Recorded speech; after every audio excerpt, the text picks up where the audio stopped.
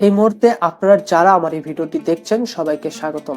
আজকে কথা বলবো ইউনূস সরকারের একটি বড় ব্যর্থতা এবং বাংলাদেশের মানুষ শেখ হাসিনা সরকারের পতনের পর বাংলাদেশের যেরকম সংস্কার করার জন্য ইউনূস সরকার বা অন্তর্বর্তীকালীন সরকারের ওপর ভরসা করে আছে, সেই সংস্কারের পথে ইউনূস সরকারের কি কি বাধা রয়েছে।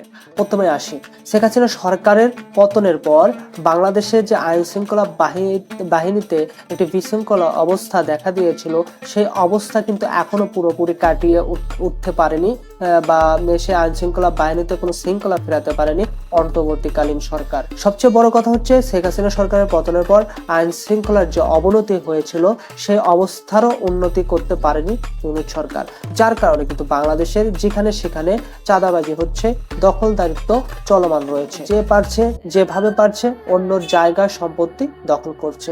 বিশেষ করে কলকারখানাগুলোয় যে গার্মেন্টস শিল্পগুলোতে যে আগুন দেওয়া হচ্ছে, এতে করে বাংলাদেশে যেমন বেকারত্ব বৃদ্ধি পাবে এবং বহির্বিশ্বে একটি খারাপ মেসেজ চলে যাবে, যার ফলে এই গার্মেন্টস শিল্প থেকে বিদেশিরা কিন্তু মুখ ফিরে নিতে পারে, যার কারণে পরবর্তীতে বাংলাদেশে কিন্তু অর্থনৈতিকভাবে অনেক ভুগতে হতে পারে। ইউনূস সরকারকে যত তাড়াতাড়ি পারা যায় এই আইন শৃঙ্খলা বাহিনীর উন্নতি করতে হবে। দেখেন, ইউনূস তার দেওয়া প্রথম ভাষণ এবং দ্বিতীয় ভাষণে দুই জায়গাতেই বলেছে যারা আইন নিজের হাতে তুলে নেবে তাদের শাস্তি পেতে হবে। কিন্তু এটা আসলে কার মতো, এটা আসলে কাদের মতো সে বলছে?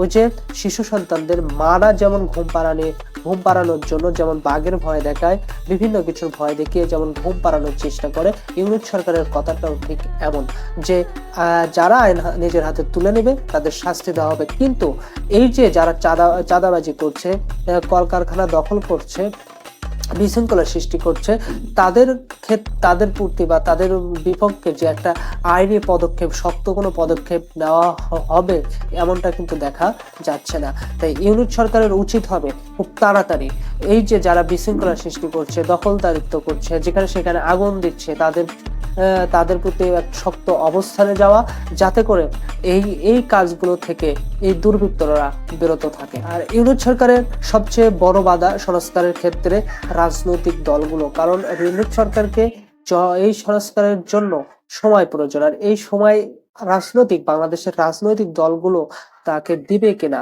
এবং তারা বিভিন্ন দিক থেকে প্রতিবন্ধকতা সৃষ্টি করে ইউনূস সরকার যেন খুব তাড়াতাড়ি বিদায় নেয় সেই চেষ্টাটা করবে। এছাড়া বৈদেশিক চাপ তো রয়েছেই, এসব কিছু কাটিয়ে ইউনূস সরকার আগামীতে আমাদের চাওয়া বা বাংলাদেশের মানুষের যেরকম বাংলাদেশ তারা দেখতে চায়, সেরকম বাংলাদেশ উপহার দিতে পারবে কিনা তা ভবিষ্যতেই বলে দিবে।